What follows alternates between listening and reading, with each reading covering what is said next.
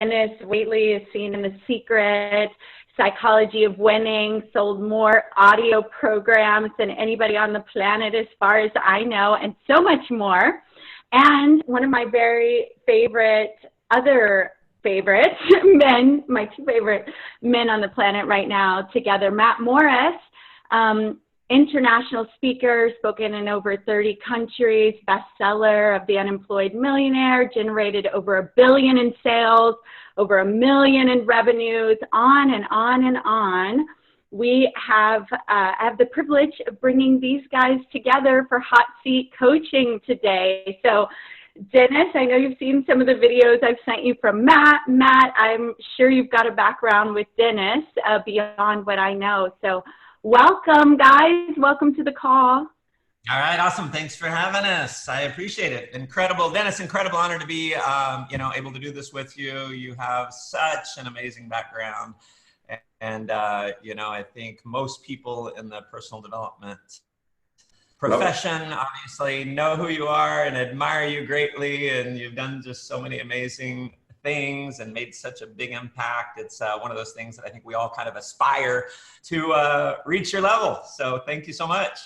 Well, thank you also, Matt. You know, you're the next generation. I'm one of the guys that does the eulogies at all of my contemporaries' funerals. So I have the honor of doing Robert Schuller, Wayne Dyer, Zig Ziglar, Jim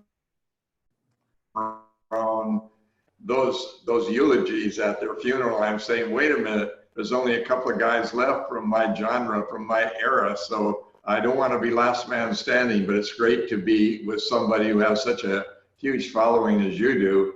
And actually you're blazing the path for the entire next generation. So it's an equal honor for me to be with you, Matt, and really appreciate your sharing with me and bringing me up to date, because I hadn't been on Facebook for several years, knowing that it was really just a social place, right?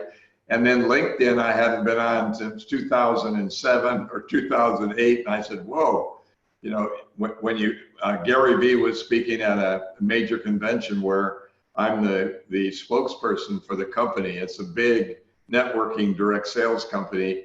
And Gary Vee said to them, we saw your Facebook posts and they're terrible because people were doing selfies only of themselves, and they weren't doing anything to help their customer. They were making it all about them instead of all about the customer. And so Gary was scolding them in a way, and it was a good wake-up call for me as well, because I said, wow, I don't even think I've checked LinkedIn for 4 or 5 years. So it's great to network with you and maybe share a little bit of your current wisdom on what's going on in our field, the field of personal development and the field of reaching out across borderless walls where your customers are everywhere. It's certainly, definitely amazing, the power of social media years ago in business when there was, we had email, and that was how we would communicate with, sales teams and organizations and all that. And so it's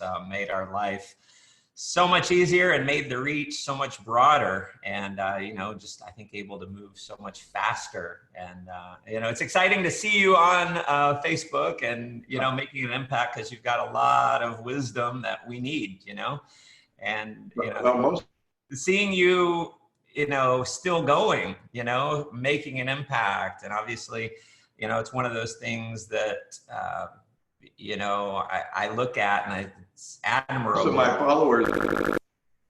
What's that? No, but the interesting thing is that in order to know me, you have to be about 50 years old, or 45 to 50, and you have to come up to me and say, my father made me listen to your tapes. And that's what happens to me. Somebody 50 years old comes up and says, my dad made me listen to your tapes, and thank you very much. And I'm looking. And the other thing that people do, they say, wow, you're a lot older than your voice. I said, yes, I know. I said, I went to vocal school, and I have a fitness vocal program, so my voice stays younger. My voice stays in its 60s, even though I'm in my 80s. It's really hard for me to believe that I'm in my late 80s right now. But yet I'll never retire, because retire means go to bed or no longer relevant. You know, when you retire, you really do kind of go to bed and watch the sailboats go by. And if I've learned anything, I've learned that the more active that you keep, the more you exercise your mind and your brain, the younger you can become. That's why I like to hang around with people your age, so you can rub off on me and keep me remembering that I didn't put my car keys in the refrigerator, that somebody else did that. Well, you certainly don't look like you're in your late 80s, so you look like you're in your 60s as well. So you're doing something right, for sure. Well, I'm hanging around people like you and Adora. That's what makes me young. And I certainly have learned a lot about neuroscience. I'm a pragmatist in that I like to have scientific backup for all the things that I talk about, you know. And I remember Tony Robbins and I were with Larry King, and Larry King says, "Wow, walking on hot coals, right? You help people do things that are impossible." And then I said to Larry King, you know, it depends on the wood. You wouldn't want to use mesquite or barbecue coals. You'd want to use a wood that's soft enough and cool enough to walk across it. So I said, we're not magic.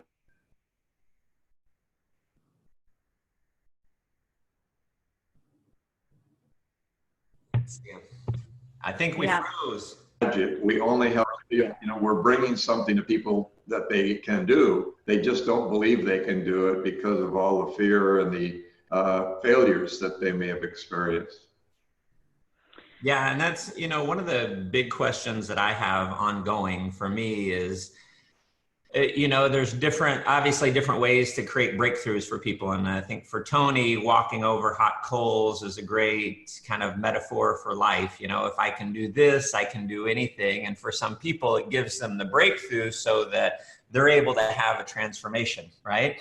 Right. And so that's one of the things, you know, obviously, you know, I think you've got as much or more knowledge than most people in the world on this. Is what is it that actually creates that breakthrough? So over the years, coaching people, you know, I think sometimes you don't know exactly. The question in my mind is always, all right, how does the breakthrough happen? So sometimes it's books, sometimes they go to an event, sometimes just something happens in their life and someone's able to, I don't know, call it step into a new way of being so that their life changes. But you as a coach, having coached, you know, the Olympic teams and so many people for so many years, I would love to get your thoughts on what is it that creates breakthrough in people? And as a coach, how do I facilitate that? Well, that's a really good question. And I guess one answer that I would have is that we all need a coach, or we need a mentor. We need a role model, and we don't get them always at home, and we're not blessed with having wealthy, nurturing parents who want to help us do everything, and also who don't, shall we say, make us dependent upon them and do everything for us. So we want somebody who will challenge us and yet edify and help us feel good about ourselves. And that's not always possible in a society that we bombarded 24/7 with bad news. So for me, I've had to look at how I was raised and feel something inside that said to me, I'm better than what I'm doing. I'm better than my performance now, but is performance a measure of value or a reflection of value? And I've come to realize that performance reflects inner value, even though it measures external value.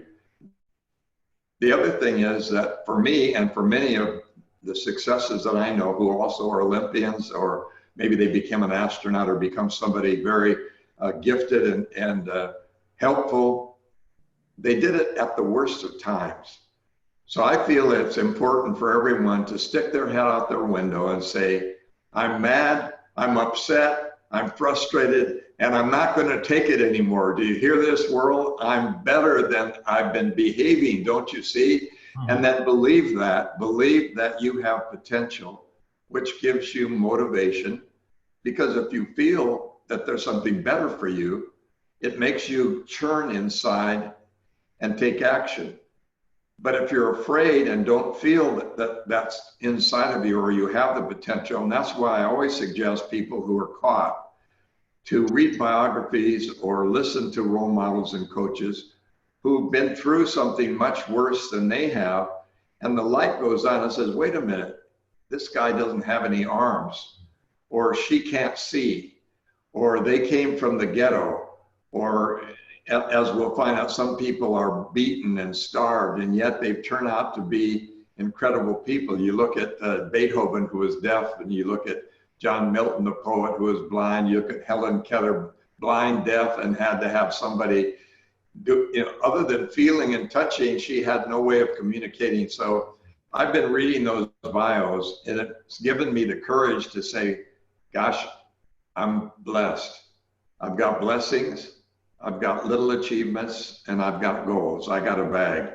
I got a bag full of me, and if I spread it out at a party and everyone else spread their bag out, you'd want to put your bag back together and take it home with you, because there isn't a celebrity on earth who has a better possibility or better life than you do. It's just that they look like they do. They appear like they do. So I would say when things are at their worst, that's when you got to be at your best, because you can't coast anymore. You can't watch other people in prime time making money, having fun. That's one of the biggest problems that I've seen, is when you watch other people enjoying what they do and making money at what they do, you're actually sponsoring their lives, sponsoring their goals, sponsoring them to do. Wouldn't it be much better to use prime time to work on your goals, to work with a coach, work with someone like you, Matt? I mean, I do, rather than watch TV, I'd rather work with you and have you say, Dennis, from what I can understand and the questions I've been asking you, you got a lot going for you. And let me help you bring those things out. And I think that's what really great coaches do. They bring out the best in their players, and then they let them play. And I've talked to Phil Jackson, and people who, John Wooden and I were very close, and he said, yeah, I don't rant and rave and throw chairs and everything. I just give them the fundamentals and I let them play. But I say that they have to be team players, and that that's why he always demanded that everyone show up for practice, even during the Vietnam protesting times. So having a coach like you or John Wooden or Phil Jackson or Pat Riley and I, when Pat Riley was coach of the Lakers and then moved to the Miami Heat, he would always say, you bring out the best in them and you give them the fundamentals, and you tell them, go out and have fun. Now that I've coached you, you got it inside. So that's one of the things. But going back to your question, when things are going bad, that's when winners reach inside and bring it out. And thank heavens there are coaches and mentors out there who exactly are trying to do that.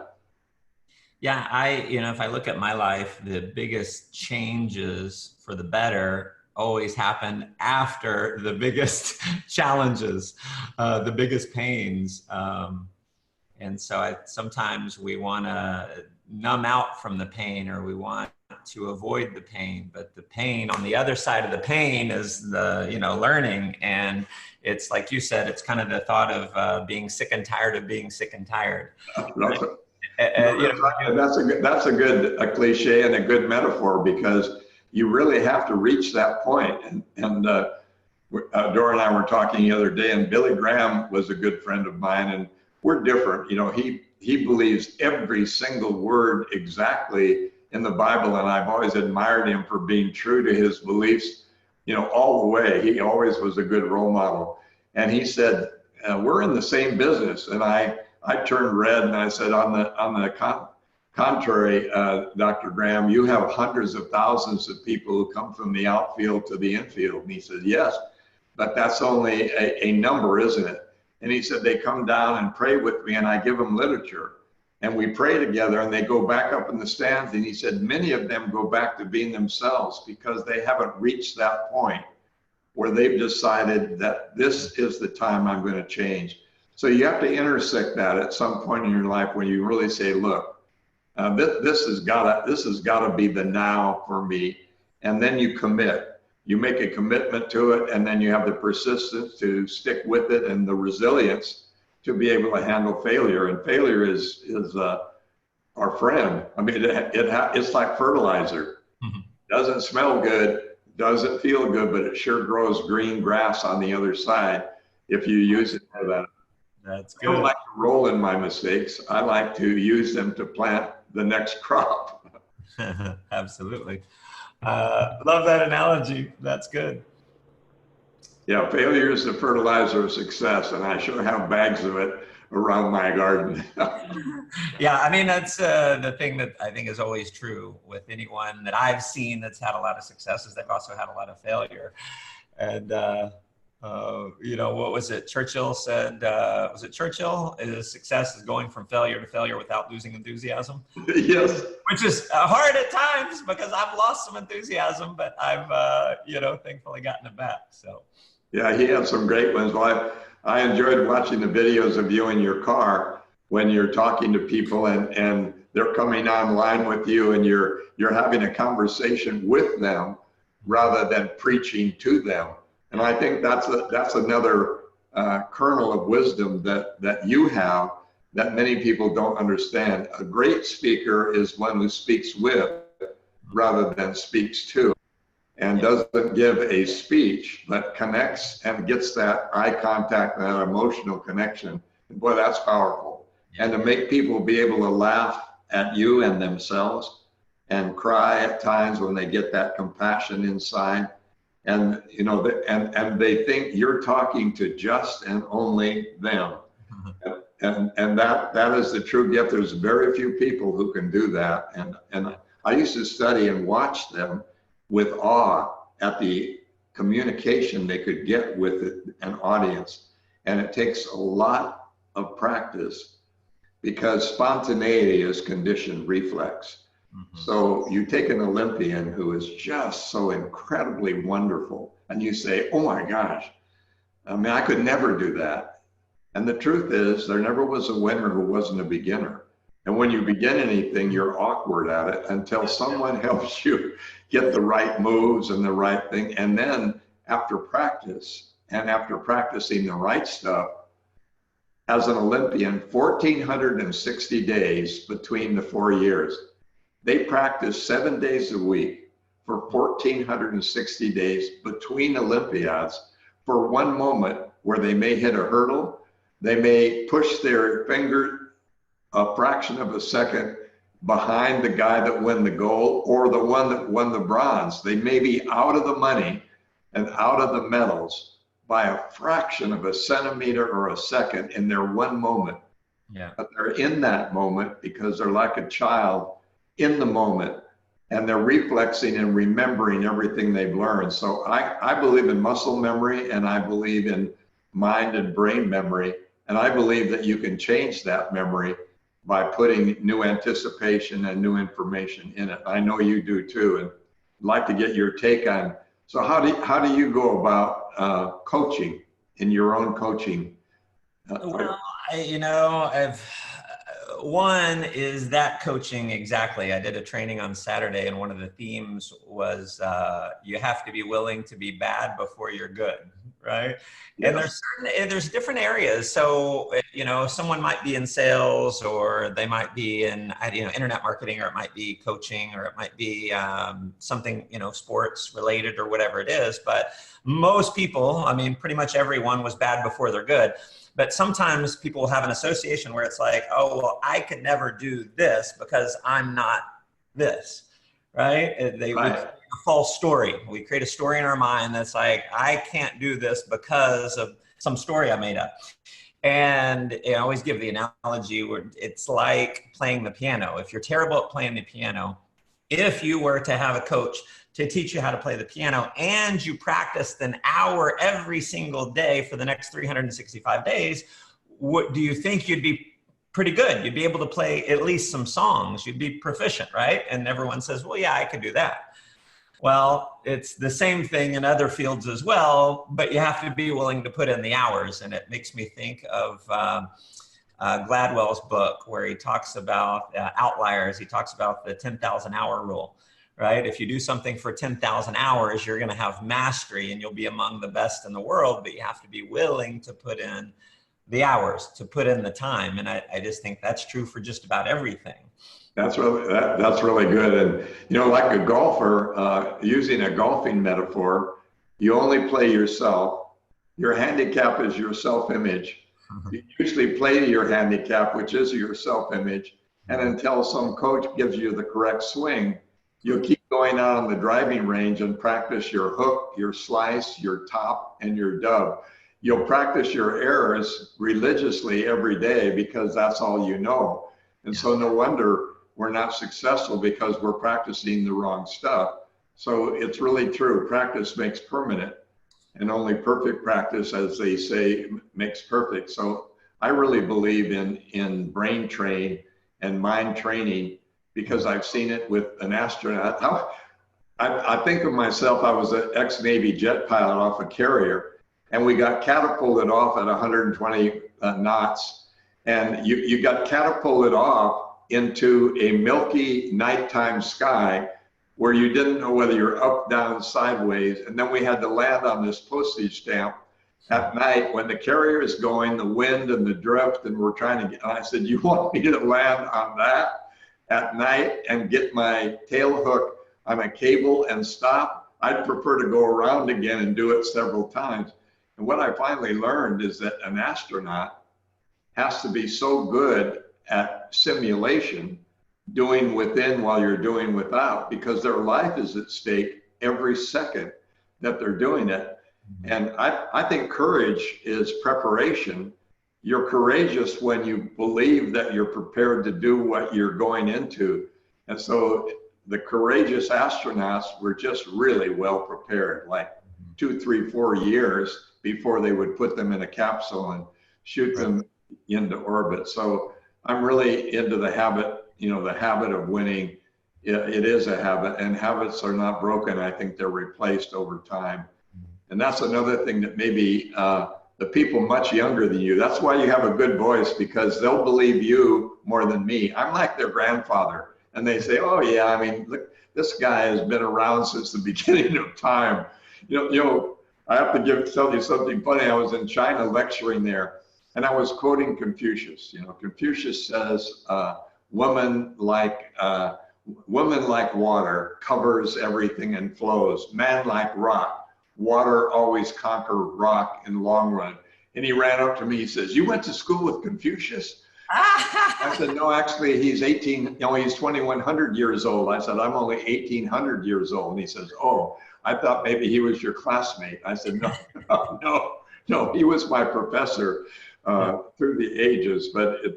So they'll listen to you because youth likes energy, and youth likes like-minded youth. And so you have a great opportunity, Matt, to be a role model, mentor, coach for an entire generation that is looking for immediate gratification, maybe an easier way, and maybe an app that will get rich quick by going to the Las Vegas app thing and find out if I could just get a pet rock, or invent a game, or do something where I could get billions and billions of dollars, like Amazon. Maybe I can come up with Amazon. And I think they need to be willing to go through the moves and be willing to. You're right. It's everything is instant. So it's a microwave society, and you know, people get involved. They become an entrepreneur, and they haven't made any money in their first 90 days, and they think, well, I'm not cut out for it. And that's the equivalent of saying, you know, I'm not cut out for piano because I started trying to play and I can't, or I went out and I played around to golf. I was terrible, so I'm not cut out for golf. It's the same thing. You got to be willing to put in the work. And accelerating that is having a coach that can tell you, all right, here's how you hold your golf club. Here's how far back you swing, right? And that's going to accelerate your results. So yeah, right on. And I love the whole thing about brain training. I think it was you. I think I read this years ago from something you wrote, and I don't remember where you wrote it, but it was a basketball team, and you had 3 different groups. Maybe you were quoting someone else's study. I don't remember, but one group shot, one group visualized it and shot, and one group didn't shoot at all and they just visualized. Was that your study? Yes, that was a study that was done actually Maxwell Maltz, who was cybernetics, and I did that study where you had, it was a high school group, and for 1 month they went in and shot free throws. And then you know what happens, you shoot a free throw and you make it, you get reinforced. You miss it, you reinforce the miss, say missed again. It's like when you go into a carnival and they give you the basketball and you shoot as many free throws as you can to try to win the prize. Yeah. So they did that, and then one group did nothing for a month, and then the other group just shot the basketball free throw in their mind. Mm-hmm. And incredibly, the ones who shot in their mind did a little better than the ones who shot it in the gym. And it'd say, how can that be? And that's because you don't miss in your mind, but you miss in real life. And the other people didn't have either the success or failure, so they didn't do too bad, but they were just about the same. So they didn't improve or get worse, they just were there. And so it was very interesting, and there are a lot of studies like that. I mean, they've done studies with ring toss, and they've done all these studies with people taking exams. It's going to really be hard, you know, and don't think of a red Ferrari. You tell people not to think of a red Ferrari or don't think of a white bear. And they say, what don't you want me to think of? And I said, I don't want you to think of that song. And then you play the song, and they can't get the song out of their head because you can't reverse an idea. So that's why it's really good to play the correct swing in your mind off the playing field. And I think Olympians have learned to do that by trial and error. And finally, maybe they had a coach, maybe they didn't. Maybe they found out that it works better when you're in your relaxed area of your mind. Mm-hmm. You're not fighting yourself. You're a child coloring, and your parents call you to dinner. Time to eat, the child is engrossed in coloring. It's time to eat, I said, in 10 minutes.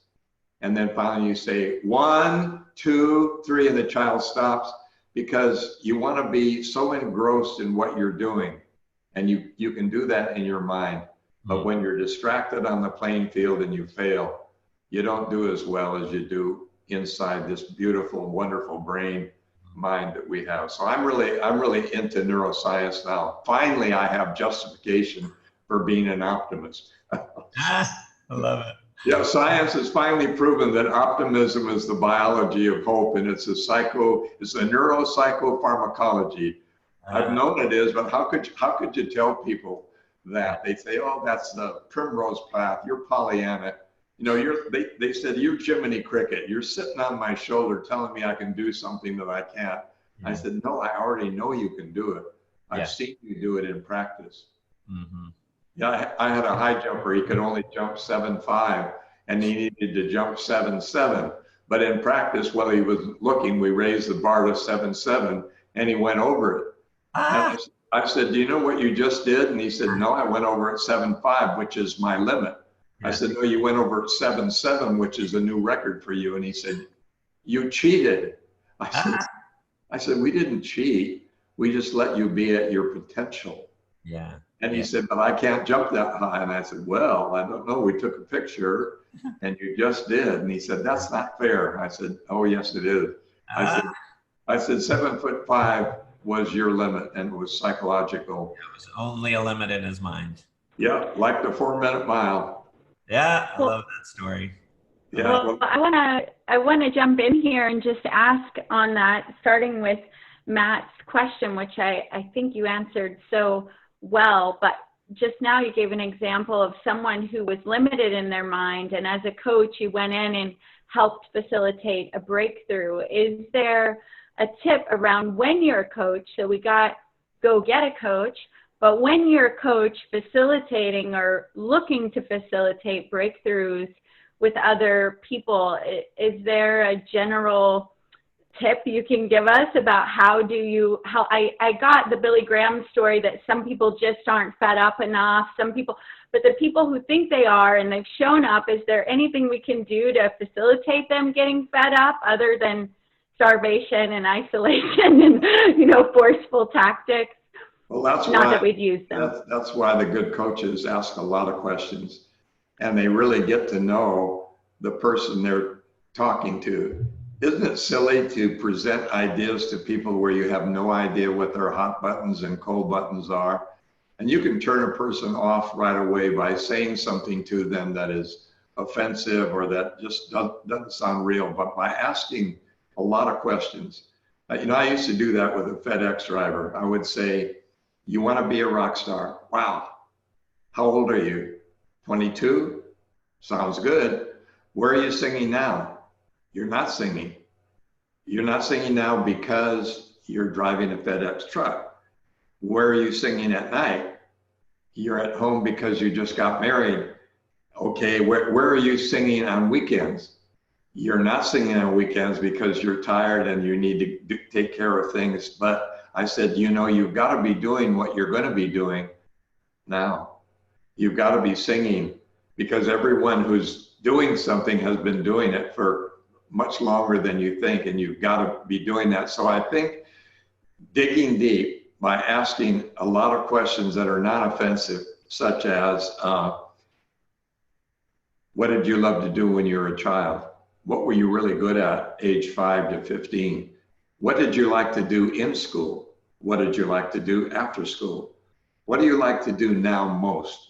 If time were no object, circumstances allowed, and money wasn't a problem, what would you do with your day, and why? And you say, wow, that sounds really interesting. Tell me more about that passion, and try to bring the passion out from inside, because everyone's got some. It's just that they've beaten it down. And I didn't think you could make any money as a speaker. So how can a Navy jet pilot who's killing people become a developer of people? I mean, I didn't kill people on purpose. I just blew up a bridge or two, but I made sure there was nobody on it. So I wasn't a very good warrior.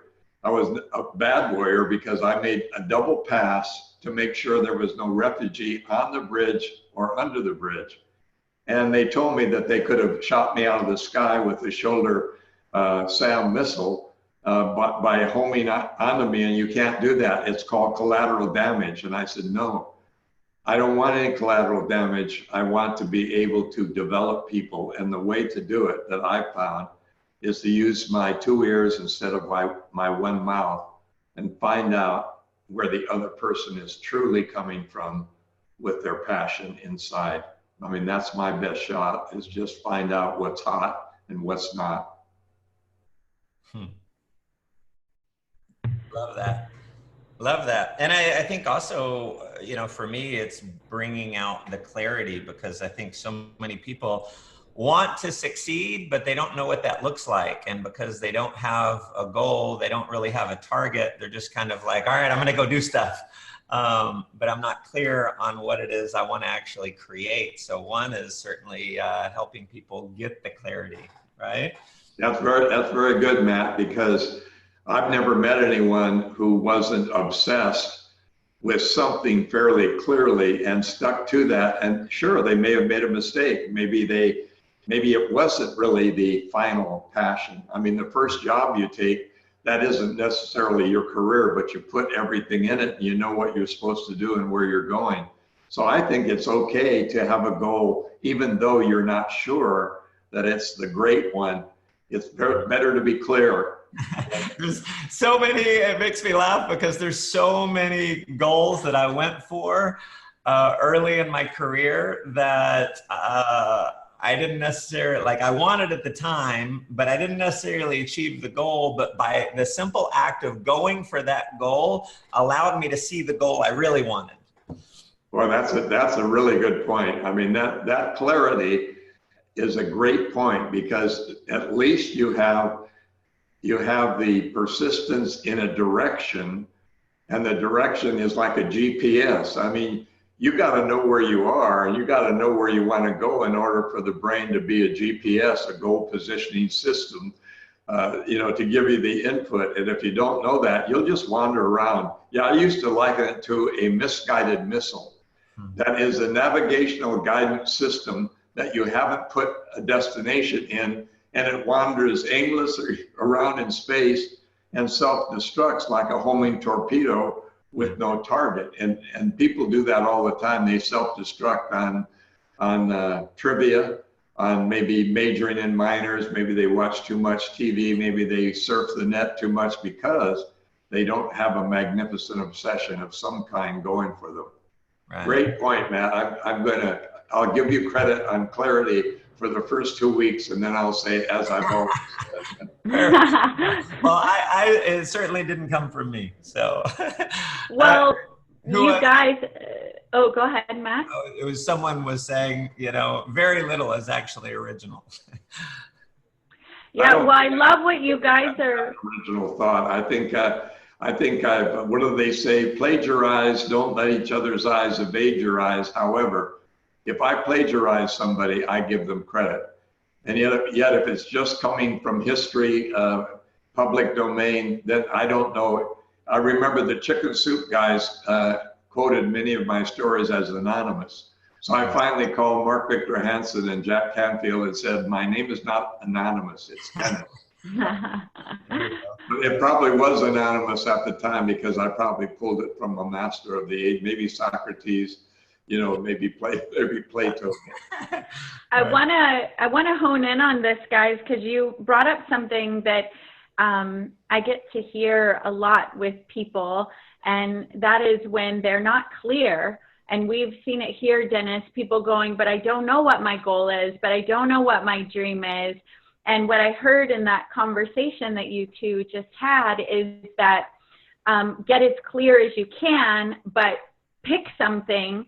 Don't just wander aimlessly, and go all in on that something, and it'll either develop into the thing or your real thing, or the goal that you actually are meant to go for with more passion will appear. Is that right? And that's way better than just wandering and self-destructing and all of that. Yes? Yes. Well, there are too many people who are searching for something else, and they're permanent seminar attendees who are just searching for something out there. They don't know what it is, and they just know they're dissatisfied. That's a problem because, you got to focus on something. If you don't give your mind focus, it will give you something else to focus on, like a sitcom or, a docudrama. It will give you something. And unfortunately, you might do things that are tension relieving instead of goal achieving. So I really think that clarity may not be in the exact direction, but I've never met anyone successful who wasn't going for something at the time. And they would allow little distraction to get there. And once they get there, they say, oh, yeah, that isn't really, and as Matt said, that isn't really what I thought it was going to be. But you achieved it, you stuck with it. You had completion, and having completions, that's why we have first downs in football. They're 10 yards. You don't make a touchdown every play. And so you need a completion, and you need to be a finisher and stick with it, because I think too many people give up just when a little more effort would give them a completion and a reinforcement. Robert Schuller said, by the inch it's a cinch, and by the yard it's hard. Yeah. Stair step your way to the top, and it may be the wrong stairway, but you're making a step up and forward, and you're believing that you can accomplish things. The other thing is the term self-efficacy, which means you make a free throw and you make another one, and suddenly, or a three-pointer, and suddenly your three-pointers are going in because there's this thing that you get into, which is called self-efficacy. It's trusting yourself and getting in the rhythm of little successes. And when you have little successes, no matter what they're in, locally, something, music, anything, little successes lead to big risk.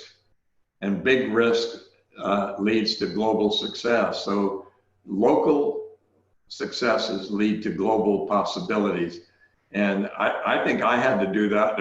The other thing is that Zig Ziglar and I were talking many years ago. We each had to give 500 talks before anyone would pay us. Nobody would pay us. My first speech was $75. It was to a women's club, and they weren't even paying attention. One woman said, what does a man know about this? And so for 75 bucks, at least I got reinforced by getting another 75, then 125, then 250, then 500, but 500 talks before anyone would pay you. So you don't just write a best-selling book and then get the $25,000 talk. You go through this process of little teeny wins, little wins, and little wins again lead to the big game. Yeah, well, and I think that a hugely important point, because it's certainly true in my life. I had a goal when I was 21. I got really serious about becoming a millionaire. And to me, that was such a big mountain. I couldn't even imagine getting to the top. And I felt like it's like, what effort I put in now, how am I ever gonna, it's like, it's just so far. And so having shorter goal posts, I said, you know what, let me get obsessed with getting to $1,000 a week, because right now I'm making $400 a week as a waiter. So I want to be an entrepreneur and get to 1,000. And I got obsessed with that goal. And then I got that, and then I said, all right, I'm going to get obsessed with 2,000 a week. I actually put signs all around my little 1-bedroom apartment at the time, everywhere, in my car. I got obsessed with that. I could imagine myself getting to that if I committed enough. And I finally got to that point, and then I, raised the bar. So for me, it was too much of a leap. I couldn't get obsessed about being a millionaire because it was so far away. But by having those shorter goalposts, I believed I could get there. And I've used that with so many people over the years. It's like, forget about making $50,000 a month. Let's get obsessed about 5,000. And when you get there, you'll believe you can do more. Sometimes you can't see the mountaintop, the highest mountain, because of the mountain that's in front of you. So let's climb the mountain that's in front of you. Yeah. Very good. That is so, because not everyone is Jim Carrey, who wrote himself a check for $10 million. And then, after The Mask and after the movies, he was able to cash it. That is 1 in a billion when you write the big check for yourself in advance. But instead, you can be like Stephen King, who was a laundry worker and wrote Carrie, and nobody would publish it. So his wife, like Norman Vincent Peale's wife did, they took the manuscript to another publisher who finally published it. And going from $50 a week, he went to $500 a week, and then became one of the best-selling authors. But it really usually happens a little at a time. But boy, that reinforcement is so important. That's why when you're a child, to have people reinforce your successes and treat, when you learn to walk, your parents don't say, whoops, you fell down. It's not profitable to walk, so you better not try it because you might hurt yourself. They just reach their arms out and say, come on, a little more. And so it isn't the falls that gets you where you want to go. It's the little teeny successes that teach you from walking to running. You got a great idea, Matt. That those are very important for people to understand today, especially because they're all trying to be millionaires quickly, especially in some of the countries that I visit, where money is the most important thing in their lives. So they all want to know the winning formula to become a multimillionaire as fast as possible. And I have to say, gee, I think you're going to have to give someone that much value, either in something that'll save them time and money or their health, or make them so excited by what you're offering that they're going to pay you for it. But unless you do that, I don't think they're going to give you that kind of money unless you give them that kind of value. Yeah. Agreed. Well, awesome.